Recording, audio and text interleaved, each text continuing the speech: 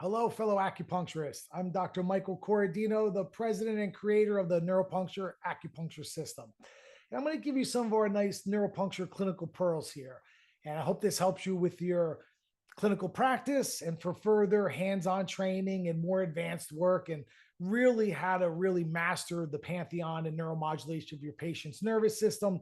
Definitely please join NeuroLab, get some personal training from you, or join us at one of our live workshops. You'll really enjoy those hands-on training workshops. So to start with, what I always like to do is first make sure that our mindset is proper.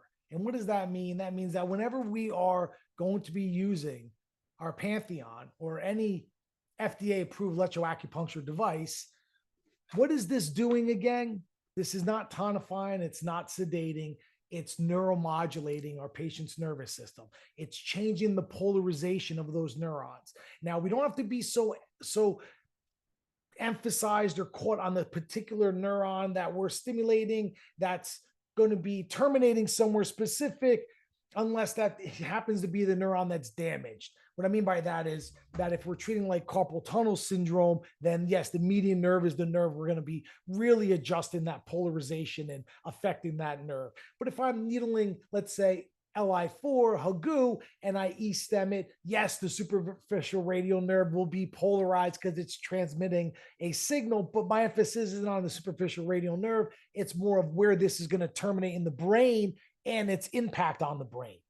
Okay, so that's the way we want to think about it. When we're attaching these leads onto the needles and turning the machine on, again, we're not tonifying or sedating. There's no meridians that we're emptying and overflowing energy, and we are communicating with the central nervous system.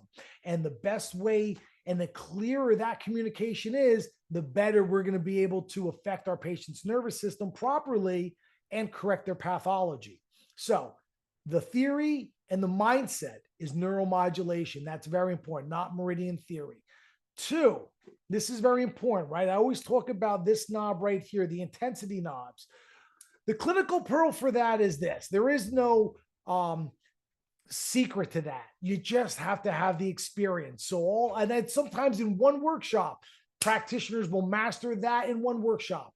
Okay. Sometimes they're a little harder to learn because we just don't want to hurt our patients, so we're being very, very careful and we're just kind of, not really learning how to use that. I recommend becoming really familiar and comfortable with this.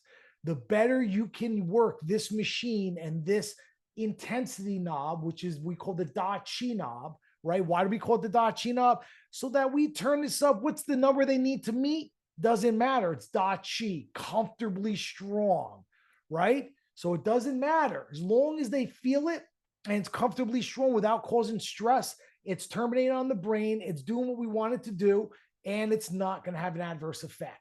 So this is a nice, real mastery skill you want to adhere to, attain. And that is really being comfortable using this so that you can set up your prescriptions quick without hurting your patient, and then you can move on to the next case.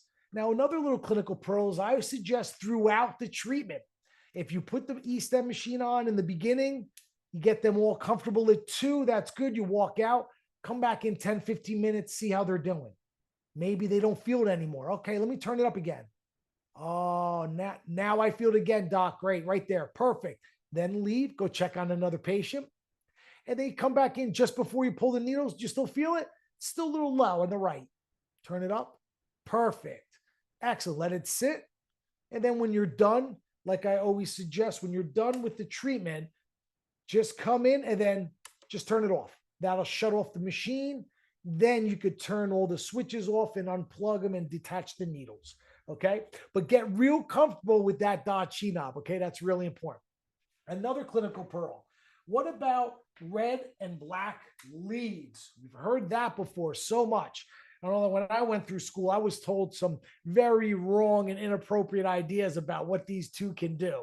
So in short, right, all FDA approved devices for electroacupuncture, BWK, if they are approved for electroacupuncture, that means they've been tested and these should not matter.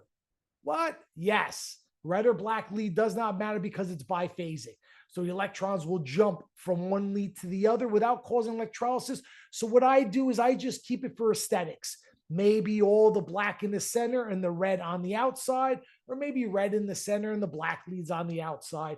Doesn't matter. It's strictly for aesthetics. If you have them in any other way, it doesn't matter. They're biphasic, okay? So red and black lead, you don't have to worry about which lead do I put on which. Okay, what about clipping the needles? Another nice clinical pearl. So we can either clip the needles with one, such as this, and what I recommend is this. If the needle's about this deep, don't clip it on the handle because then it's going to pull the needle, see? So you want to clip this as close to the skin as possible without touching it. And that would be ideal, okay? So again, you don't want to clip it on top. It'll drag it and it might pull the needle out. Then you just want to clip it close to the skin, okay? What if there's more than one needle? In neuropuncture, we may clip 3 needles, 4 needles, 5 needles. But what we like to do is cross the needles like that and then clip them right over the X of the handles. That gives them a nice sturdy firm. It won't pull the needles out. And now you can get, let's say, 2 Huatou Jajis perfectly, just like that. You could even stick a third one in there if you wanted to and get 3 Huatous right there for the spinal segmental effect. Okay, so clipping the needles, that's really important. Close to the skin, on the metal handles, if they're metal handles, obviously. If they're plastic handles, you can't do that. Okay, now, how about now some just fun little prescriptions you can have fun with if you're completely new to working with electroacupuncture in the mindset of neuromodulation. Then something simple you can do. And let me ask you this. So remember, EA is neuromodulation. All of acupuncture is neuroscience.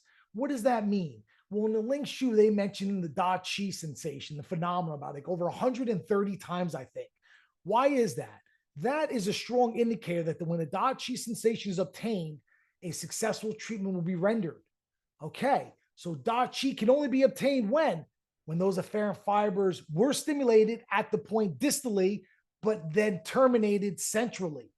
That means we have a communication to the brain. That's why neuroscience and that is so important. And that's why electroacupuncture is neuromodulation. Okay. So now, what were practitioners doing 2,000 years ago? Different hand manipulations, lifting, thrusting, pounding, siphoning, right? Or scratching, all these different types. Tigers surround the sheep, right? 5 tigers surround the sheep, all these different types of hand techniques. Fire on the mountain. What are they doing? We've tested this. They're basically sending different vibrations along the nervous system. So 2 hertz millicurrent, tap, tap, tap, tap. Guess what that represents, guys? Classical lifting and thrusting. So whenever you want, this is a great clinical pearl, whatever you want to just support a patient's point function a little bit extra, you can simply clip the leads onto those points bilaterally like so and put our device on continuous.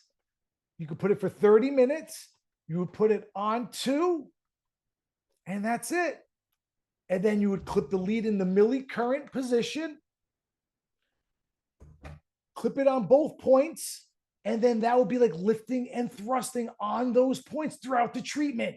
And what those points are going to be, however physiological effect they're having, they will have it throughout the entire treatment, which increases neuroplasticity and helps replasticize the healthy pathways and take over the maladaptive pathways. So it's very important for neuroplasticity, and it just strengthens the treatment. So some examples, simple examples. Again, we name the points in neuropuncture with certain structures that we're activating, so we identify the real physical structures, right? They're not invisible points on a visible meridian, right? They're neurovascular nodes. So if you were to needle stomach 36, we call that the anterior tibialis neuropuncture node. Stomach 36 is 2 hertz millicurrent. And again, right, you want it to be comfortably strong for the patient. Just turn it up. They feel that tapping comfortably. The anterior tibialis muscle may get activated. The feet may kick a little bit. That's great. Tell them not to fight. You don't want it to be uncomfortable, right? Heavy is good. Adult ache is good. Nothing sharp or burning. Stomach 36 bilateral 2 hertz millicurrent.